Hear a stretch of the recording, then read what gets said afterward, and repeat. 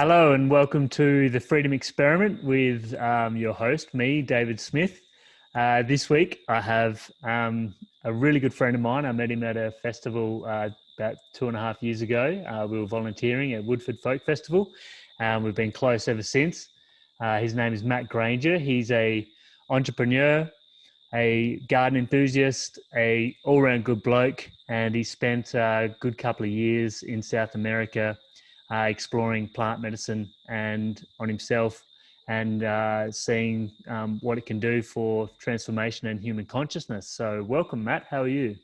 Very good. Very good. It's good to be on this amazing show of yours. Yeah, I've watched a lot of your podcasts and love it. I love the content you put out, and yeah, it's an honor to be here with yourself. Yeah. Thanks, Matt. It's an honor to have you here.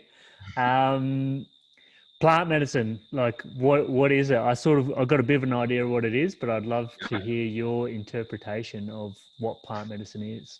Cool. So plant medicine, or what we're talking specifically about, is ayahuasca. So that's known as a chacruna leaf combined with the ayahuasca vine.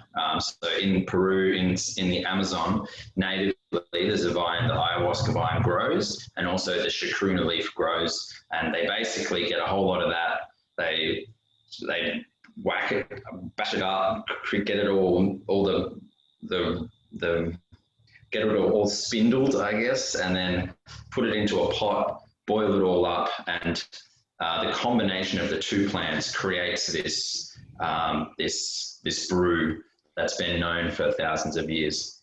And it's plant medicine. The umbrella does also extends out towards other plants that are used during what we'll get into dietas later, but there's also quite a few other what they call master plants that are other plants in the Amazon that are used for specific purposes during a longer period, where you connect with a certain plant, and then you might do some ceremonies with the ayahuasca, and it's like your portal, I guess, to that transformational realm, if you will.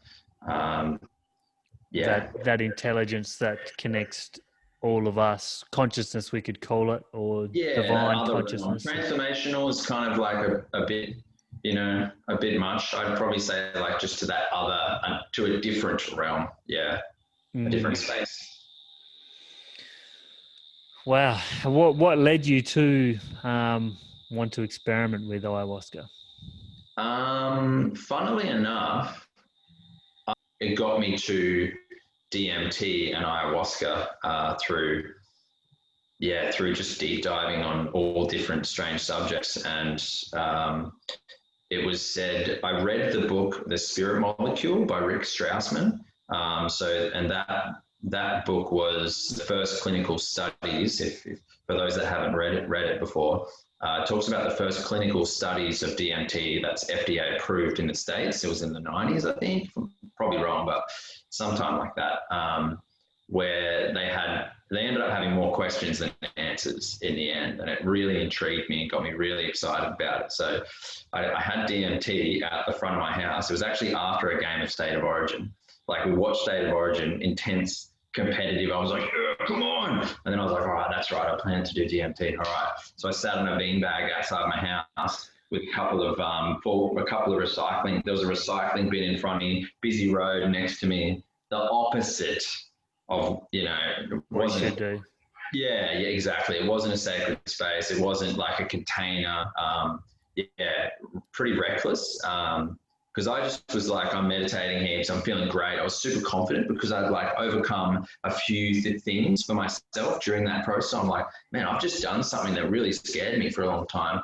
I can do anything now. I'm just like invincible. So, and then was just like, had a very crazy experience. Like, just felt like I was melted into a puddle, and then a bunch of things were just like playing with the puddle, and I'm just like, what the hell is going on?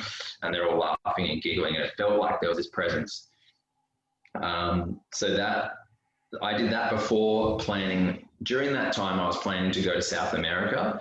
I wanted to go somewhere completely different to where I'd been before. And I was ready. I was at a time in my life where I had no responsibility. I was like, I sold all my stuff and I was like, I'm going to South, I'm going to do a 6-month long-term trip. I'm going to travel somewhere for 6 months. I've heard a lot of people talk about it. I'm going to volunteer in places. It'll save me money. I was thinking about money and thinking about saving money and being able to have a longer experience overseas. And plant medicine just kind of like came into that path as well. What country is this? So I arrived in Peru first, and then went north up to Ecuador after a couple of weeks, spent a few weeks in Ecuador volunteering, heard about ayahuasca there. One of the guys that was, I ended up doing a video for a guy who stayed in a big bamboo hut by the water. And he was like, yeah, I do ayahuasca once a year. And I met a guy who just came back from an ayahuasca retreat. And I was like, wow, that's crazy.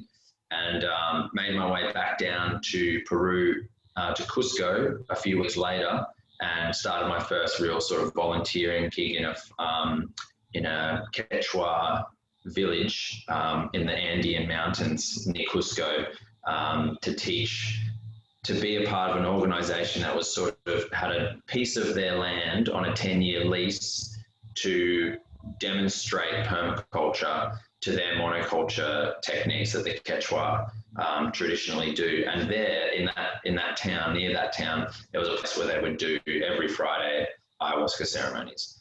And one of my volunteer manager, Julio, he went and did it. And then he came back and he sort of didn't say much. He was just, I remember him saying like, yeah, there's ayahuasca here and I'm going to do that. And I was like, oh, wow, really? Whoa, what's it like? He's like, yeah, it's pretty interesting. And he didn't really say much. And I was like, damn. I was just like, my curiosity was getting, but I was also really scared at the same time. So I was curious, but I was like, do I do it? Do I not do it? So yeah, Peru was where I first delved into that. Okay, and what did you get out of the first experience with ayahuasca? What did you see? What did you feel? Did you expand in any way or? Yeah. So the setting of the first one was different to the rest of them. It was more people. There was probably about 30 people, and it wasn't like going to a retreat, where you have a space that's very nourishing. And the space was nourishing, but it wasn't like I was going there for 3 weeks and experiencing something and really diving deep. It was basically just going over one night, go in, and then, integrate on the farm when I was digging the ditches. That's pretty much how it was. I don't necessarily recommend that as well for anyone that's really interested. I just want to say that for me, I got a lot out of it. But that was just it, kind of like it was more for me about following what happened and things that were happening and just going with the flow of what experience I was having. So for that first ceremony, I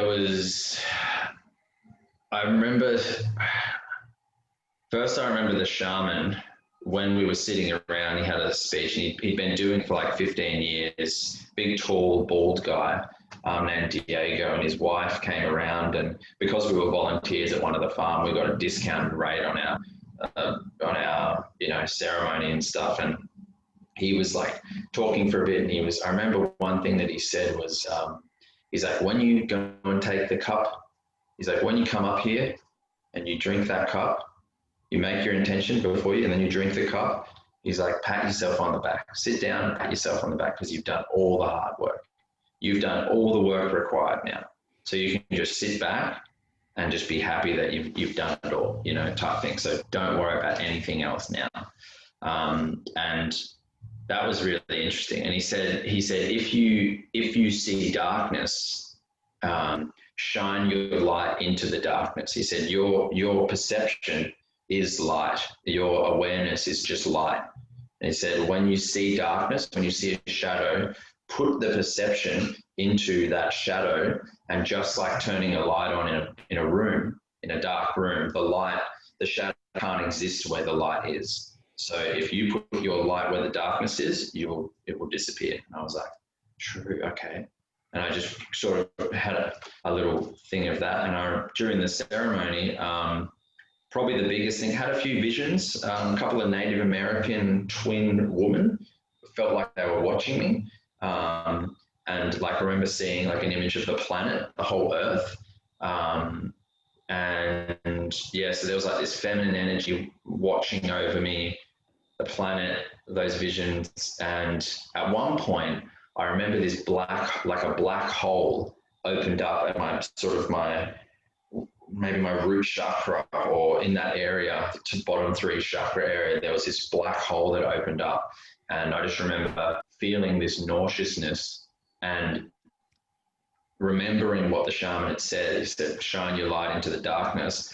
And I just immediately, it was like a raw feeling. And I just sort of looked down, and I remember going, all right, here we go.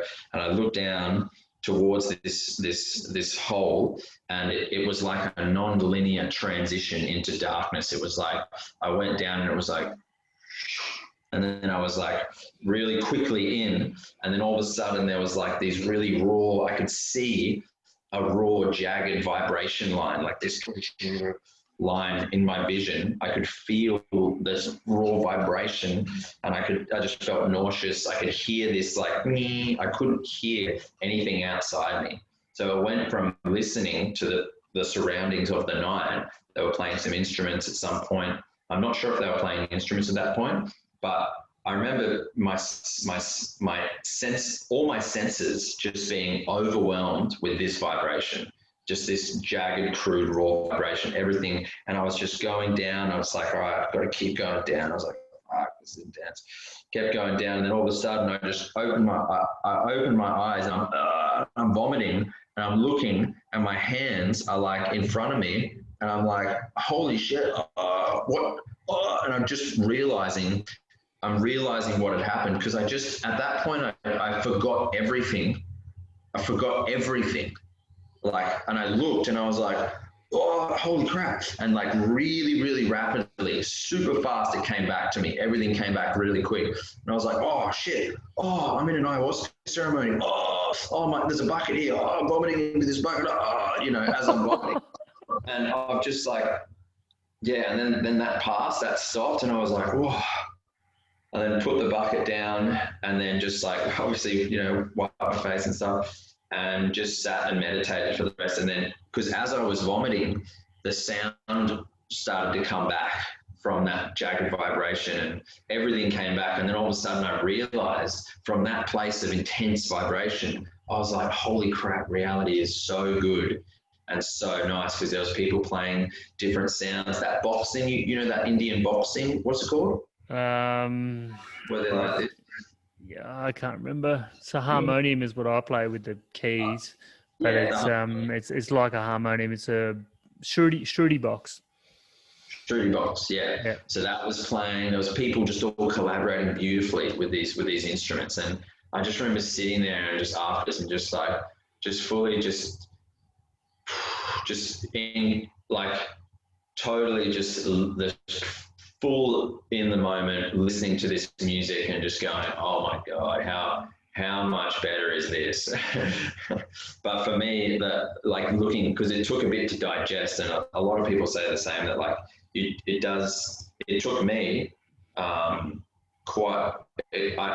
the next day I was like, well, that was intense. I don't know if I'll ever be doing that anytime soon. And I was really sort of, it was like a big intense thing for me. And I realized that darkness represented fear of the unknown for me. That's what I took it as. And that then was really, I felt that was a real unlock, an energetic unlocking of things for the next things to come later on down the track.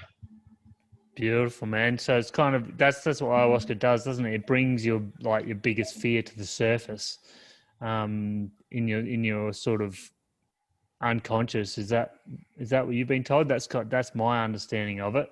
Yeah. So your biggest fear was probably the unknown, by the sounds of it, which is pretty. That's very normal, I reckon. Like I think that's a lot of people's biggest fear is just that unknown, because we get so comfortable in our known, and stepping into that deep dark hole. Sounds like you're pretty courageous in that moment to just actually look into it. It's just so stupid. I mean, I heard the shaman, and I was like, the shaman says, "Oh, I guess I'll just go there and just, oh, yeah." But no, it's definitely a theme. You know, it does show you things that you benefit from seeing. That's how, and there's many different ways it's perceived as well. There's many different ways, you know, there's a whole world of the way humans look at plant medicine and how they perceive it and the modalities, and, you know, there's a lot of general things that are quite the same in it. And then there's different perceptions, different ways people perceive things. Yeah. Like everything, I suppose, can always get taken in different ways. I suppose we should almost put a disclaimer on this, or just say, like, it's not for everyone. And yeah, I wouldn't recommend it to sort of. Yeah, maybe could you speak a bit on that? Seeing as you've done it, I haven't done it myself, so I'm still I'm open to it for sure, but it hasn't called me as such. I feel that it's something that calls you, but you kind of need to be in a space of kind of understanding what your needs and wants are, and it's not coming from that place of lack and really like having to do it. I think you could get into trouble. Yeah. Absolutely, 100%. That whole, what you just referred to about the dynamic of why it is that you want to do it, and instead of you being like trying to control the outcome, or having this like, I've got to have this next thing. What's this next thing that will fix me? Instead, like having that thing come up. For me, it came up more and more, and it just was like more things that came in that made me sort of go, okay, this is something that I feel that I should do. But definitely, I know friends that have had experiences that they haven't benefited from it. So, you know, I think it's something.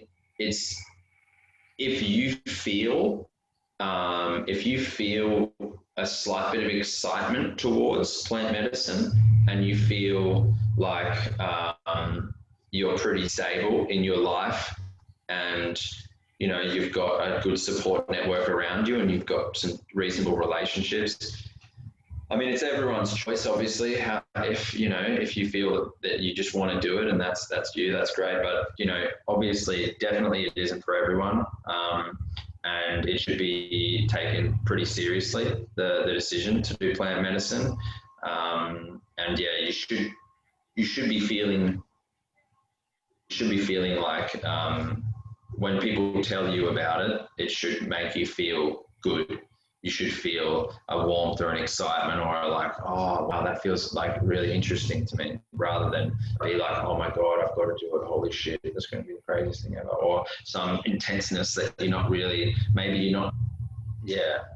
you're not treating it like a drug or like an experience that you like just as a thing that you're going to do. Like it's more of a from a light space, I would say. And it's not like a band-aid fix to your awareness. You know, it's like because for me, I was already meditating for a while, not to like, you know, put myself up on a pedestal, but I was trying to work on myself for a bit, and I was in that mindset of like, okay, this is, you know, so when you have some people that just sort of go from zero to hero, and just dive straight in, that can be dangerous, and as well diving out, So for me, I was in a long-term travel experience. So for me, it was very different to someone that goes over for 3 weeks to do a 3-week intensive ayahuasca course and then comes straight back to reality where you've got responsibilities and people that are really intense, and you're all opened up. When you have these experiences, you're opened up. And I would absolutely recommend people, if they're feeling it, and if they do decide, and if coronavirus decides to drop and everyone can travel again, the way being in a no responsibility space and just experiencing yourself, going on your own personal quest. That's what my mum would call it. I'm going to go traveling. She's like, you're on your quest, Matt. You're on your quest. I'm like, yeah. Gonna find yourself, or whatever, yeah. All those different terms, eh? Yeah. So, yeah, if that sums it up, yes. That does, yeah. So I suppose I've got to try and marry that up with freedom. Did you experience some type of freedom from the plant medicine ceremonies? Oh, absolutely. Yeah. And could you integrate that experience? Yeah, so that could have come in many different ways. It might not have been plant medicine. For other people, it's, meditation, and like for yourself with yoga, the freedom you get from that. So there's all different ways that people find their tool that the universe provides for them to do what they need to do, to digest and process the stuff that they need to process. But for me, freedom. Wow, like the amount of freedom I had. I don't know if I could have had more freedom. I don't know if I could have during that time, because straight after that Peru experience, that first ceremony, I'm one of my now amazing friends that I've been close with. Me and Josh, we ended up hitchhiking through Chile together, like walking on open roads, with like nothing to do but just to get to a spot, and that was it. It was just totally, yeah. The progression of freedom went further and further. The more into that, because it was a 3-year period of traveling throughout South America, and there was times where I was in North America, and then times I was back in South America. But towards the end, I think the second year, there was just like ultimate, like the most freedom I've experienced in my life, where I was hitchhiking, a total gypsy basically. I was pretty much a total gypsy at one point. I was like going into fruit and veg shops and saying in Spanish and talking to the shop owners and being like, hey, how's it going? I'm just hitchhiking my way north, and I'm a videographer and I haven't got any work, so I'm just checking to see if there's any fruits or vegetables that available that you guys are going to throw out. Just point me to the bin basically. And ended up like people would give me, like 70% of the time, people would give me, fresh fruits and vegetables. And I don't know, I just started challenging this idea of like, what do I actually need? And more things, more, hurdles came up and more unfoldings came up. But yeah, the freedom that the plant medicine gave me was, there's many different things that it sort of uncovered and just sort of like broke open and just like dissolved away for me. The identity, is that what you would say dissolved? Yeah. Is that one way to describe the identity of like who you thought you were, or the person that you had created, the face that you showed the world? Did you get to a space where that wasn't there, and you realized that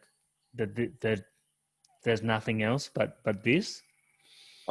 For me, it's a big statement, but for me, honestly, it's still, I don't think I got to that level of like just dissolving. Perhaps during the plant medicine, there was always a sense of like my relationship with the plant medicine, with Mother Ayahuasca, with the grandmother. It was always this connection, because the ceremony also creates that space, that container for people to connect and put the context to you and the medicine. It's you and this energy that you're connecting with now, and we've got this place super safe for you. We've blown the joy through it, which gets rid of all the nasty energies that are going to make you feel whatever, and you're just working through stuff. So whatever happens now, you can trust that you're working through that. It's trusting and surrendering.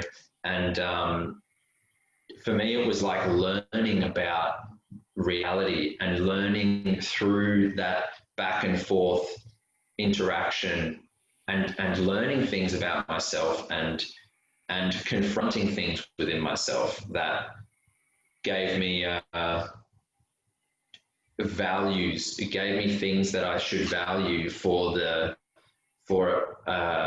sustaining my consciousness, I guess, a sustainable consciousness, like to be, oh, this value is good, not because people say, oh, it's good to be good, you should be good because it's good.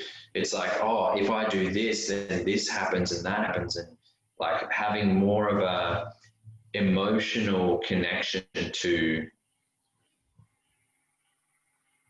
values, I guess, to certain things, but not expressed like, it's not like one ceremony, you'd have a ceremony and then it's like integrity in bold letters, it's like, you have this experience and then you see things and you feel things, and it's all this emotional feedback. It's all just having this back and forth emotional talk. That was just what I needed in my life at that time, because I was volunteering at this place called POPO, and I was it was my mantra was give, volunteer, just give, and then the universe will give you back. But this is the plant medicine at that moment, in that time of my life when I was doing that, was telling me those things. So it's like very specific to where I was at in life. And I think that's one of the things as well that happens, is it's very specific to where you're at and the things that you're going through in this. Gives you an opportunity to sort of piece it together from a different angle by the sounds of it. Yeah, I can only relate to my experiences through meditation and yoga, which are different. And so I keep trying to bring it back into sort of my reality, because I won't know until if I go down that path that you've been down.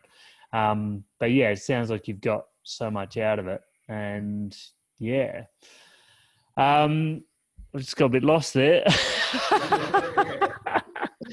Too much ayahuasca, too much happening. Damn, where am I? I'll come back. All right, I'll go back on the topic. Oh, I'm doing a podcast. That's right. I was caught in your ayahuasca trip.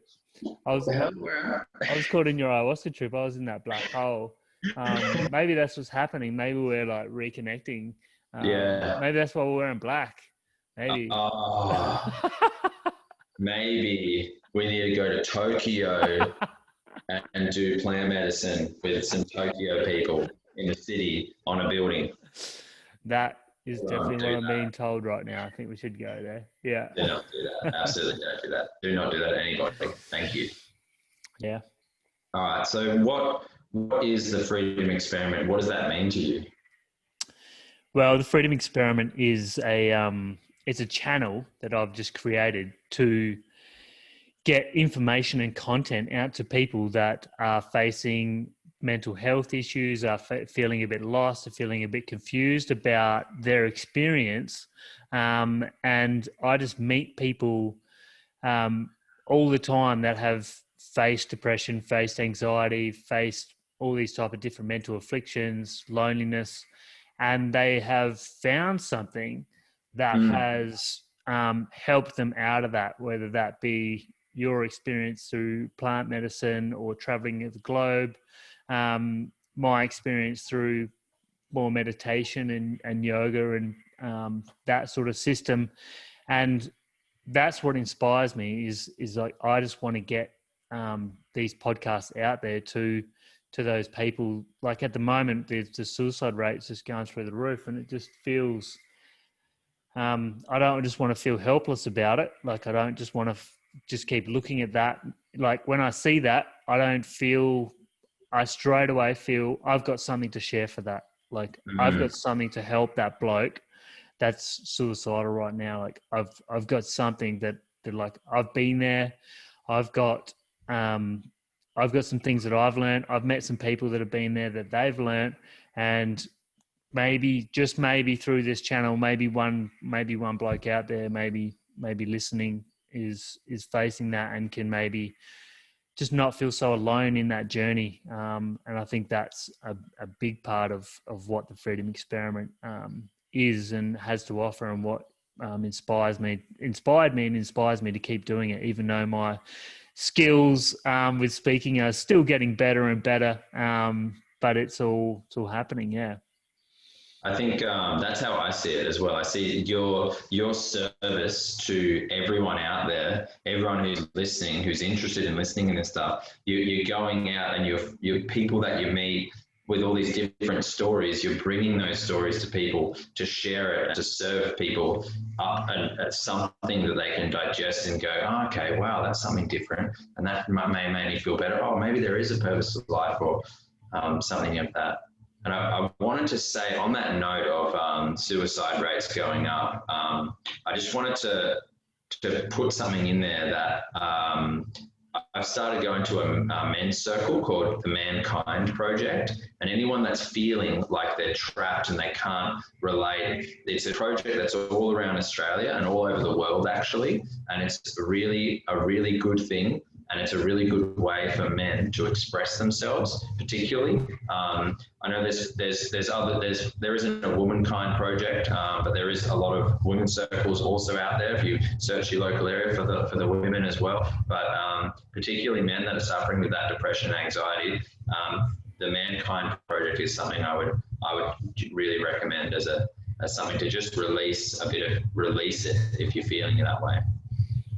Beautiful. Thanks for touching on that. I've been recommended that through another friend that I had on this podcast. Actually, he'd done the Mankind Project as well, and I have heard really good things. So I haven't done it myself, but I've done many men's circles, and it's pretty much that.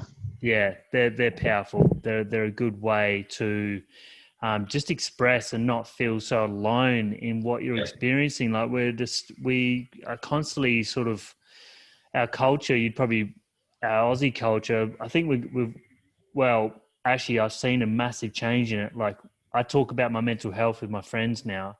Like I don't think that would have happened maybe 5 to 10 years ago. Like it's more something that's definitely not talked about. But now it's just very openly, we discuss it. And I think that's such a huge shift to be able to feel safe enough psychologically to talk about like our mental health, because it's the core. Like everything comes from your mental stability, and not like when I was feeling mentally unstable, everything was crumbling because I was unstable inside. And whatever job I had, it was, I was only functioning half of what I could have, less. So, and I think that's everyone has a certain journey with that, like a certain journey of losing a partner or losing like a bad breakup, or there's something that crashes you out of that comfortable reality that you're in, or that way that you've seen it. And what I'm inspired to get out there is that there's ways to have that internal stability, that internal reality that doesn't change as much. So when the external changes happen, because they're going to happen, it's just the way of life. Everything's temporary. It's all moving. We're constantly moving and shifting. But there's one thing that's not movable inside, like your true self. And that is the center point that meditation and yoga helps you access and also integrate into your being, your personal experience, your way of life, your lifestyle. And then from that, you can expand into creativity, into being more loving, more compassionate, more understanding. I'm not sure how this comes back into plant medicine, but I'm sure you meditate, so you understand to a certain level what I'm talking about. Yeah. Totally. And one thing that happened as a result in parallel to plant medicine was me practicing yoga every day for 20, 30 minutes. It wasn't that intensive, like not long, but got a lot more flexible, got a lot more meditative with my yoga, and that became a staple for me as well. So yeah, definitely yoga has been a big part of my experience, my journey. And you're so right about all that stuff, where it's all about what's inside, and being in a place like a circle, even being even with people that that you relate to, that you feel comfortable with, that you trust. Having that, not a lot of people have that, in our society. And I feel like there's a lot of people that they have friends, but they're kind of like, well, if I tell them that, they might just like make me feel like shit if I tell them that. And being in a place like going to like a men's circle is a place where you can feel supported and feel it's absolutely okay for you to tell exactly how you feel. And that's the goal, is to say, how do I feel? And just once by saying it, it's amazing how that just saying it gets it off your chest, and it kind of taps you into it, and you're like, I'm fucking pissed off. I see guys do that all the time, and it's just like some guys just haven't been able to release their anger, and that's something that I struggle with as well. But yeah, so it's not about, one thing that's shared in it is that it's sacred, not secret. So this idea of having these men's circles that are like Fight Club-esque, where it's like we come together, we talk, and then we go out and we don't say anything out there, like a bit, it's like, it's really important to be able to share this stuff, but not go into the specifics of, oh, Joe over there had this experience and blah, blah, blah, and just, tell everyone about some person. So yeah, it's important to not make it about you and what the stuff you experienced, or, about, oh, I'm in a circle where this and this and this and stuff like that. It's more just trying to share. Yeah, it's interesting. It's interesting aspects of it, I think. I hope that's okay. Well, I'll let you maybe look that up, and if it's not, I'll have to cut it out. I think saying that, because I mean, all it is just like talking about like how we express in a healthy and comfortable way, and just introducing ourselves, So I mean, the term initiated probably sounds a bit weird, just, it's like, oh, what? Wait, that's like the cult alarm goes off in the back of people's minds, But no, definitely that's not the case. You can drop in and drop out whenever you want. There's no, people choose to do that, and they choose to have an experience. Yeah. The cult alarm, I like that. I've had that go off in my back of my head a few times. I mean, I'm gonna go away. I'm out of here. Sorry. I mean, to some people's perception, I'm living in a cult right now. I'm in an Osho community. I'm in a studio inside an Osho community. If you watch Wild Wild West, you would go, "What's he doing? What's he doing living in that crazy place?" So it's just like that's sex in robes outside your dude. That's exactly that's what you would think, and it's just most chilled out, beautiful people around ever, and it's just like totally. Just shows that the public perception of these communities is like pretty far out, pretty far off topic. I agree. I just want to bring it back to what you talk about, like expressing anger in the men's circle. I really that sounds like a really healthy way to express anger, and I really think that there's a space for anger, and I think that anger has been repressed in the masculine form for a long time, and it's because from the way I see it, and from my own, I've had some, like, what got me on this path was very, very unhealthily losing control and expressing my anger in a bad way and really hurting someone that I loved, and putting them in hospital. So that anger has been a big part of my journey to understand what to do with anger. Because after that, I just went like, I just can't get into an angry situation again. Like I can never get into an angry situation again. Like they were just never. I just pushed away from any type of confrontation, any type of thing that would trigger any of that. And I had this, fair bit of the journey getting through that traumatic experience, which is, once again, I'll always say it, but yoga, meditation, definitely yoga for trauma and stuff. It gets that energy out of the body. It's a way to release yourself from the experience. This is what I experienced with trauma, is that things trigger you and you get taken back into that experience, and you're shaking, or you're in that traumatic in that moment again.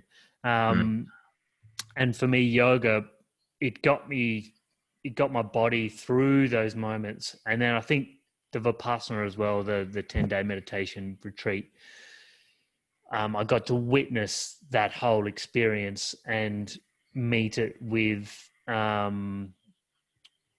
with anicca, with impermanence, with letting it arise and then dissolve again, and not identifying with it. And then my journey coming back into anger has been this. Like I went really soft. I went like right into like my feminine side. Like there's this whole feminine and masculine energy. If you're not sure, we have this masculine and feminine, and I'd lived a very masculine life where it's been full carpentry, footy, beers, like women. That's it. That's my life. And then after that, I just repressed all that, and then came more into yoga, more into softness, more into singing, more into dancing, more into this whole softer side. And it was beautiful, like relating and finding that part of myself and accepting that part of myself. And now this last kind of, I don't know, 6 months, I think, maybe a bit longer, but now I've cut my hair. I've kind of, I don't know, like I'm relating back to that healthier masculine side of myself, and that side of myself that, like, anger arises and I don't project it onto anyone.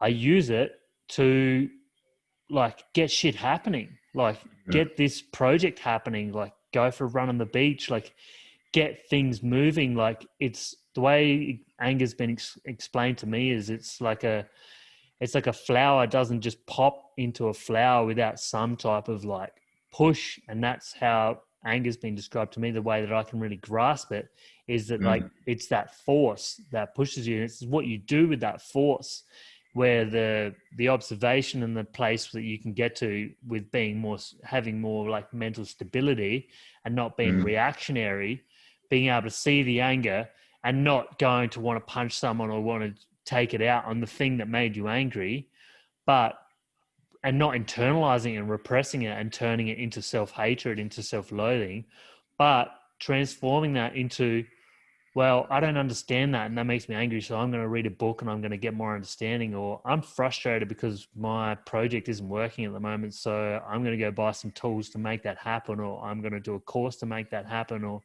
I'm going to meet some people to help me with that, or I'm going to ask for help. Or, like, I think we need to change. What I would love to see is the mindset shift between just looking at anger and going like, anger, I don't want to go there, that's it. But seeing anger as a transformative force that can be used in a healthy way. And I think the way that men react to situations is an automatic response would be to get angry and to fire up, because there's an energy inside of us that can burn this whole fucking thing down. We could just fucking, like, it doesn't matter how lovely, how many unicorns, how many butterflies are around. If shit just starts getting real, we've got this energy that could just rip it all apart, like, and just burn it all to the ground, and just say, just an absolute hurricane. It's a hurricane. Just get into the animal and just like rip everything apart. Like, that's what I feel inside of me. Like a silverback gorilla just smashing shit. Yeah.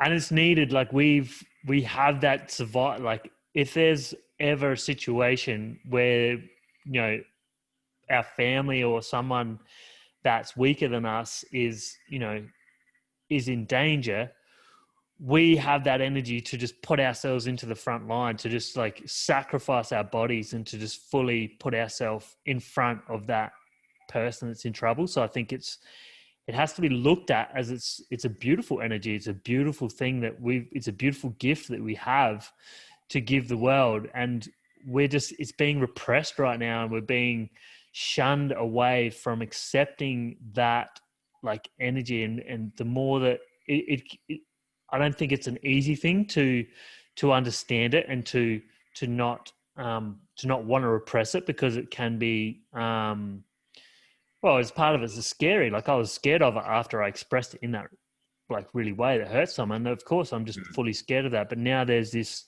when it comes, it doesn't come as often as well. Like, you don't get as angry when you do more yoga meditation. So that's one plus as well.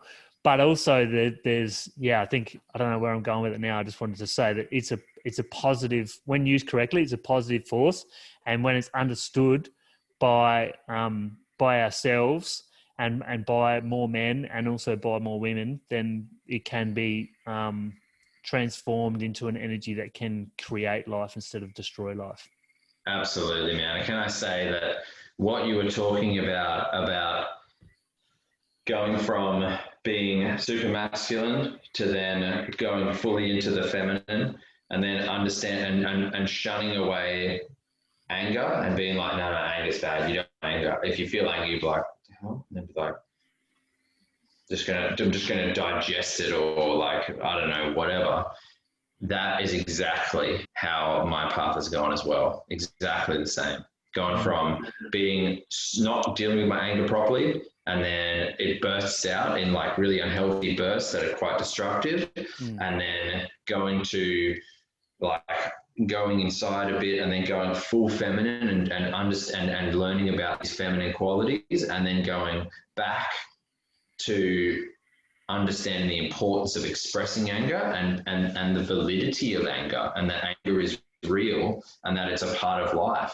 The anger comes. It's like earth, wind, water, fire. Anger is one of those emotions. It's not like it's one of the emotions that the whole universe was just like, no, we accidentally put that there. It's not meant to be there, but we just put it there anyway. So just don't worry about it. Just ignore anger. Just don't worry about anger. Obviously, it's part of life, and it's part of how we. And I like what you say about how it's a force that can be used for things. Is what my partner actually says a lot. I think she got it from I can't remember, but it's like saying it's a directional force. Anger is this force that's directional. That like, if you're pissed off about something, you're like, all right, I'm gonna fucking build that fucking shed, and it's gonna be the best fucking shed I've ever built in my life. And you're gonna make it so good, and you get it in there, right? I'm digging this fucking hole. That's what I'm doing. And if you can do it in a way that's like, expressing it and exhausting yourself, sometimes that's all it needs. But yeah, 100% relate. I think great. Yeah.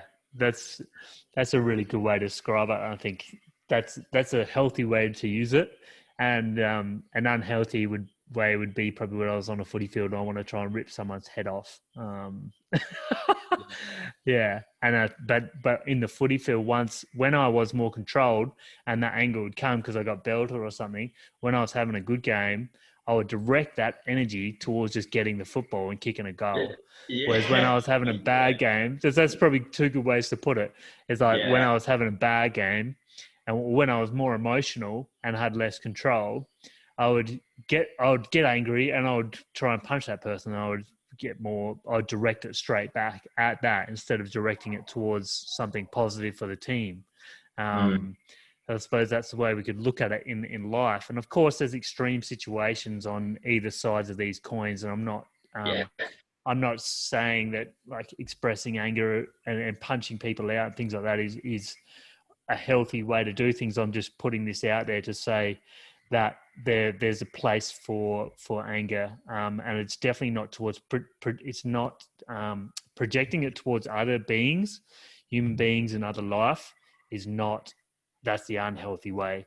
Projecting it towards your own project, towards your own understanding, towards why you're angry, towards making life better, towards building something, towards creating something that doesn't bring you into this reactionary place. that is where it's a positive force that like can transform lives, like can transform everything. And it's so good that you've got a space like that with the Mankind Project, and that those lads are holding that space. And many men's circles out there, it is a way to, it's not like so much about getting angry there, is it? It's more just like just expressing that, hey, I'm just a bit pissed off right now. Like the world's going to shit and I lost my job or whatever. And it's just, we can relate to that. Like, and we can just, there's such a powerful transformation in just being able to express that and just being able to be heard and just to be able to be seen. And that's enough. Like, we're pretty good at sorting our things out. Like, you know, we can sit in our cave and we can like detach and we can process and logically like sort everything out. But just being able to be seen in those moments it's like unconditional love. Like it's bringing unconditional love into that part of yourself that is being shunned in society, is being like, you're angry, I don't love you right now. And it's just like, just makes you feel like worthless. That's my experience from feeling those moments, because we need to understand it more. So hopefully this sheds some light on that.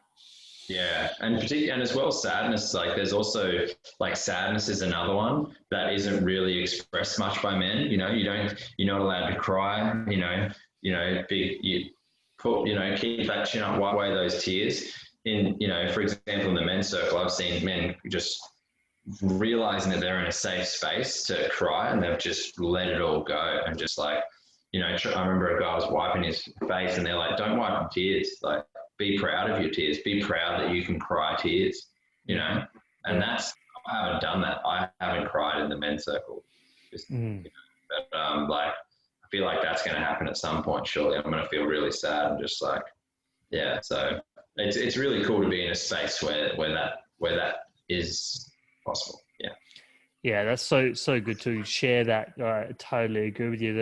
I've cried a lot through the healing process is probably the way I would describe it. Like, I don't know how else you release like emotions from like your body. Like, emotions for me, the way I see it is, Joe Dispenza describes emotion as energy in motion. Emotion. And when you're repressing, like, I just repressed emotions for a long time. Like, I think us men, we I don't know, it's just normal to repress shit. It's normal to repress anger. It's normal to repress sadness. It's normal to repress a lot of things. So it's nice to hear that these men's circles are creating this space where we can release ourselves from these heavier emotions. They're not bad. Like, it's an emotion. It's motion and energy that needs to be released. And what do you get once you release that? Freedom. And then you go home and you watch a podcast on the freedom experiment, and then life is complete. And then you get angry because you hear Smiddy talking shit, and then you go through the whole process again, and you're like, I was angry, I released it, then I listened to the podcast, and I got angry again. Now I don't know what to do. I just picked up the laptop and smashed it, and then I was like, why am I angry? That's really good. Yeah. I just remembered something about your plant medicine. What's your diet before going into those ceremonies? Oh, yeah. So the dietas are a big part of it. What's diet? Diet in Spanish. Dieta is Spanish for a diet, and that's like the noun as well. They call it a dieta, and basically it's the sort of universal diets are no onion, no garlic, no oil. What else was it? No spices. Basically, and it depends. Like, I can tell you the diets that I went on, that because there's a bit of variation. Like, some will have chicken, for example. Some will have fish. Some will be all vegetarian. They'll just say no meat. Some will have. I've heard about some having alcohol, like after a ceremony, drinking alcohol. So it's just such a diverse thing. But for that's me, probably the Aussie one, is it? Yeah, like, all right, mate, Caldy, get one in here. Good job, bloke. Eh? Yeah. Yeah, it's just around the corner over at Buddy. It's like a Bundaberg, Bundy. Yeah, a bit of Bundy rum afterwards. They're like, yeah, mate. Connecting with the plant medicine. There you go. Yeah. So, yeah, for me, it was first 10 days period was just very simple carbs. So there's potatoes, rice, quinoa, those sorts of grains and simple carbohydrates with quinoa, and we had eggs. So that for the first 10 days. So breakfast, lunch, and dinner. No salt. Oh, that's a big one. No salt. No salt, garlic, onion, and all that stuff. That's all pretty standard. And then after the 10 days, then you would go to fruits and vegetables, and it sort of expands out to a bit more tasty stuff like avocado. Man, that was delicious. Or cacao, which, you know, it changed later on. Like, it depends on the diet you're having. And that's another thing, because you're doing these, I was doing these ceremonies. Say I would do 3 ceremonies throughout a 1 month dieta diet. So 32-day, a full moon cycle diet. And I would have a ceremony, sort of 3 ceremonies in between that period. The first 5 days of that 10-day carb diet was also consuming a tea of the master plant that I was dieting. So the diet, the dieta, is all focused around what master plant or what plant that you're dieting that's supposed to do something. So I remember the first one was chuchuacha. Chuchuacha is a plant that's energy is designed, or its personality, I would be more likely to give it it's sort of like more an energy of it's like the essence of the plant, the awareness in the DMT realm of the plant that exists in that space that connects with you. When you digest that over the first 5 days, you're connecting your vessel with that blueprint, like that, the chuchuacha blueprint, and that the molecules of that plant or whatnot, so that when you, in your dream space, when you're dreaming, you also have things happen during your dreams over that month period, which is another huge part of it. Dreams are just as big as the actual ceremonies themselves. Like, a lot comes out of dreams from that. And so the first 10 days, that's probably part of why the diet is so just like plain. It's like the plainest thing you can, like 10 days of eating potatoes, you just like, you know, it's not, but I remember being so focused. I'm like, no, this is great. I'm like, boiled eggs and mashed potato. Yes. You know, yeah, it's challenging for sure. And that allows you, that lack of intense flavors and foods allows you to connect more to that plant. And I think they say, for example, garlic is a really strong energy. So I just have to give a little background on the plants and the philosophy of how plants, what plants are, and from that perspective, when you have, say for example, you have like let's say, I don't know, a specific eucalyptus tree, whatever, a white gum, is that even a name? A white bark. You know those white eucalyptus that are real tall? So whatever that name is, that eucalyptus, all of the eucalyptus in existence that are that tree connect to the same collective, that eucalyptus tree consciousness. So there's this collective consciousness of each of these plants. And when you go over to the Amazon, when you're dieting chuchuacha, you're taking a bit of that plant, but it's connecting you to all that, to that collective consciousness of that plant that you'll experience through ceremonies and through dreaming as well. And when you have things like garlic or onion, they're really strong, grounded plants that are really rooted, and they're a bit too strong. Like chuchuacha is really sensitive, and so you need to be sensitive and not have any of that with you, so that you can connect with that chuchuacha. Whereas if you have garlic, it's gonna sort of not agree, and the garlic's going to be there, and the other chuchuacha is going to be over here because it's like this is just too intense. Like when you that's really intense and like yelling out and stuff. People that are really sensitive are like, I'm going to go, I'm out of here. So there's that whole nature of the diets. Wow. So that brings you into more of a place of receptivity. Like, so you can receive the collective consciousness of the master plant, as you say. And then how does that tie into the ayahuasca? Yeah. So I guess the plants and the ayahuasca, I don't know how it all started. Obviously, I don't know how the culture started. There's probably videos you could watch about how that all came about. But the chuchuacha, for example, in my experience, it's the personality of that chuchuacha is heals. It helps with sexual healing, your sexual chakra, and that was one of the things that it primarily works with. So it'll go to that part of you and loosen things.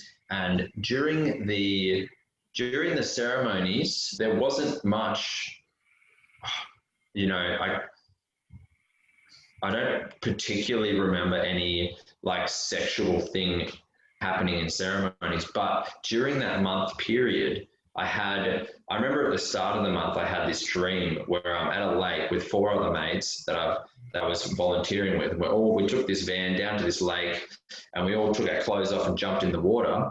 And, because we were like, all right, let's just chuck the clothes off and go in, all nude. And then all of a sudden, this naked woman comes past, and like a beautiful naked woman under the water comes past and rubs her body up against me really slowly and sensually and just turns me on instantly. And I get incredibly turned on, reactively turned on. And that was my sexuality being so like reactive from, years of watching porn when I was younger, when I was like 14 years onward, just like being like, yeah, done. All right, move on, So that was the response, was like, oh my God, oh, and I just wanted to eat her out. Like that's what happened in the dream. I just straight away started trying to eat her out.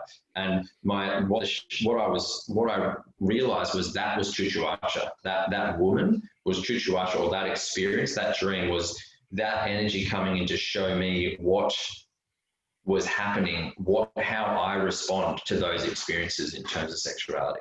And then some of the later dreams, there was the similar things, but it was totally different. Like those temptations came in and I was just like, okay, that's quite cute, or that's quite arousing, but I'm not just going to latch onto that like straight away, like intensely. So you've healed that part of yourself, and is that why you can go in life drawings now and get drawn? Backstory: Matt just did a life drawing a month ago. I don't know if we don't have to talk about it if you don't want, but I thought no, we can talk about it. Absolutely. It was quite interesting. I've been offered one. I don't know if it's going to happen with me, but I thought it's a good chance to just put yourself out there. And how was that experience? How did you feel? Oh man, yeah, I guess it is come full circle. Yes, super liberating. I remember having waves of anxiety that would come over me in the couple of weeks prior, just like controlling, just feeling that, I guess, and then being like, it's all right, let's just feel it, keep moving, don't think about it, just keep going. What am I doing? I'm driving, keep driving. And then on the night, I was more concerned about the poses, about, am I going to do a good pose for them? Are they going to enjoy drawing this form or that form? Or because she was saying like, remember to rotate 90 degrees every time and give a different, change your weight from one side to the other. And I was like, okay, wait. Yep. And I kind of was just, I had to embrace worst case scenario. So I just imagine, for me, as throughout my youth, I've had multiple experiences where I've been really cold. My penis is shriveled right up and I've been like, wow, I have a shriveled penis. And then I remember when I was watching porn when I was younger, and I'd be jerking off to watching really enormous penises and being like, damn, I got So there was this insecurity about that, and having a partner now and realizing that I can satisfy my partner, and it's just been a process through satisfying women, I think, was big for me. I needed to be able to know that I could. That made me realize that it works and that it's functioning, and that it's okay. It's all okay. Everyone's got a penis. It's all good, and get it out there and embrace worst case scenario. And, imagine it being cold, imagine, retreating, penis retreats up, and then you're just sitting there with a shriveled penis. So that happened at one point.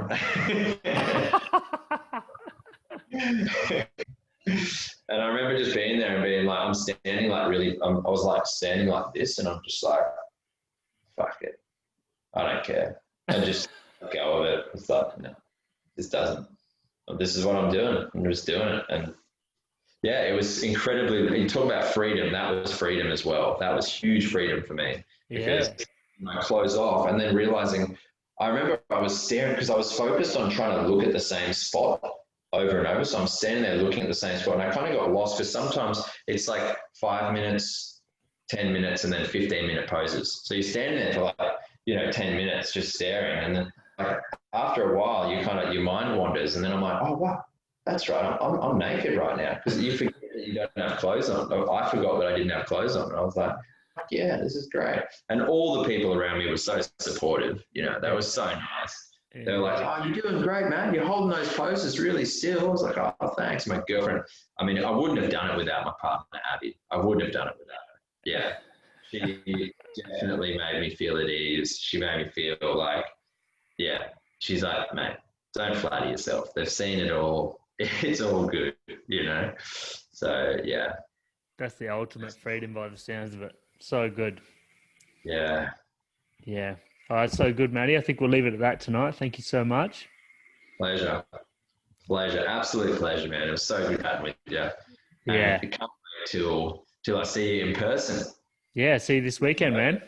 Yeah, be good to do some yoga and get that energy moving. For sure, bro. All right, see ya. All right, take it easy. And that was another episode of the Freedom Experiment. That was Matt Grainger. It's good to just chat to an Aussie bloke about blokey things, things that we can all look at and expand from. And yeah, if you want to hear some more podcasts, you can go onto my Facebook page, The Freedom Experiment with David Smith. Give it a like and a follow. My YouTube channel, The Freedom Experiment with David Smith. My Instagram account, thefreedomexperiment.com.au. Give us a follow.